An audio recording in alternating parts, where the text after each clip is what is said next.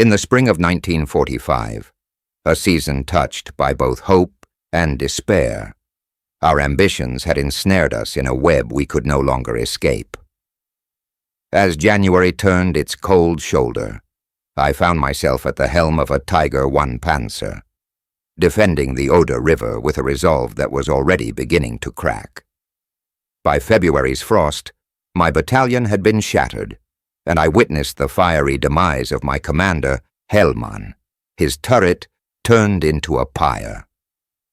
By April, amidst the chaos and frantic reorganization, I had been made commander of a Panther with the 21st Panzer Division, a part of the formidable German 9th Army. The Panther, a marvel of engineering, became my pride, and my rank, Feldwebel Sergeant, made me a leader of boys who looked to me with a mixture of fear and admiration, though I was barely 20. We fought to stem the red tide surging towards Berlin, but it was a futile effort. Scattered and broken, we watched as the Reds stormed our capital. In the last desperate days of April, we found ourselves encircled south of Berlin, trapped in a forest, our panzers concealed among the pines, waiting for orders that seemed to drift further away with each passing hour. In the oppressive heat of our steel confines, sweat trickled down my spine as I sat, hunched in the commander's chair, the realization of our entrapment gnawing at my resolve. Shadows of Russian bombers flitted through the pine branches above, and the thunder of artillery was a constant, oppressive presence, even through the Panther's thick armor. We were caught, and capture meant Siberia's cold embrace. Our only salvation lay to the west, across the Elbe River, where the Americans waited. Once our enemies, they were now a beacon of hope, promising a life of Geneva Convention hot dogs and cabbage, not the bleak eternity of Russian captivity. But an entire Russian army stood between us and the Americans. Between our dwindling number of Panthers, the exhausted Panzer Grenadiers, and a following of civilian refugees, it was a funeral procession moving through a forest of death. "How long do we have to wait, Herr Feldwebel?" My gunner's voice broke through the oppressive silence. "The capo will be back soon," I reassured him. The capo, our lieutenant, was at an emergency briefing, deciding our fate. The air in the Panther was thick with the stench of monoxide, explosives, and sweat. I opened the commander's cupola, letting in a breath of pine-scented spring air, a brief glimpse of the blue sky marred by vapor trails and the ominous reek of explosives. Our hopelessness was mirrored by our surroundings. Our 3 Panthers were hidden among the pines, a flimsy screen of troops to the east, barely holding back the Russian advance.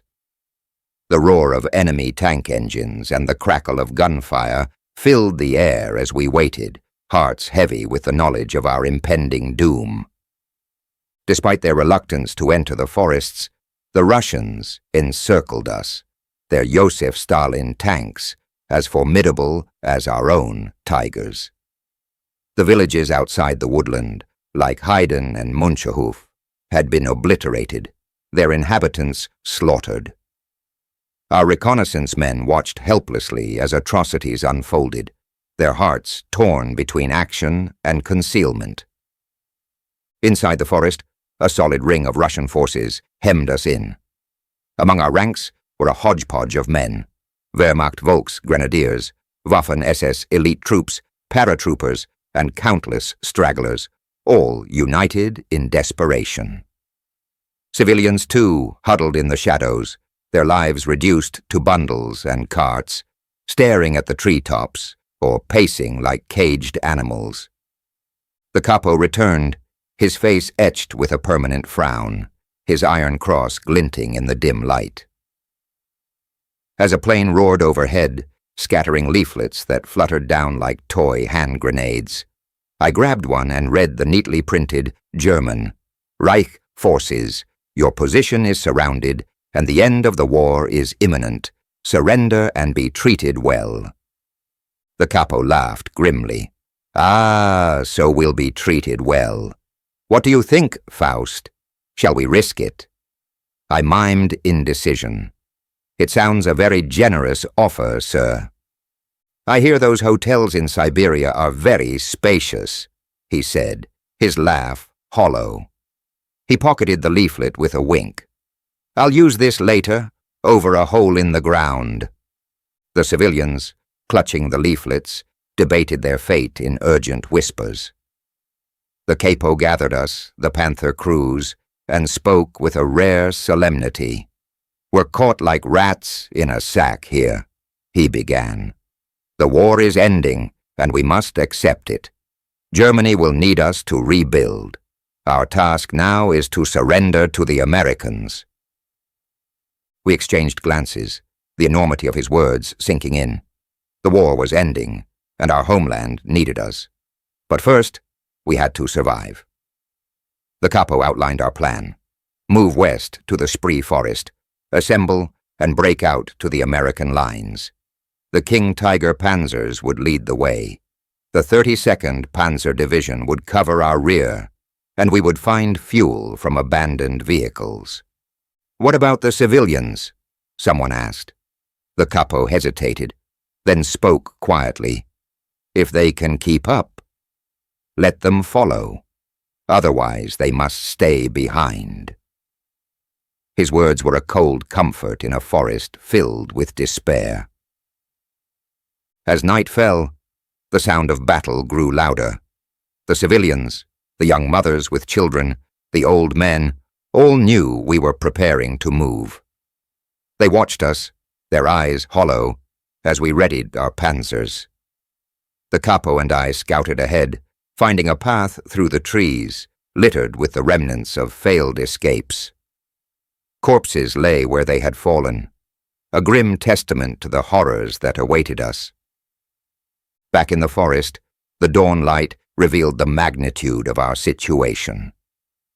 King Tiger Panzers were ready, their engines roaring to life. We moved out, a column of panzers and desperate men, heading towards the plain and the Spree Forest. The Russians responded immediately, shelling us with relentless precision. Our Panther rocked under the impact, but we pressed on, the King Tigers leading the charge.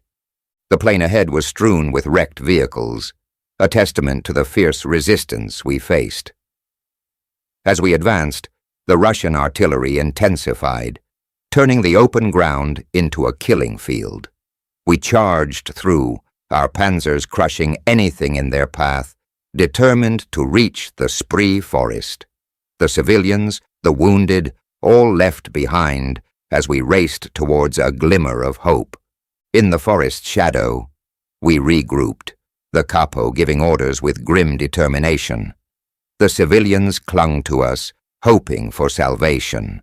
We moved out, panzers leading the way, the forest swallowing us in its embrace.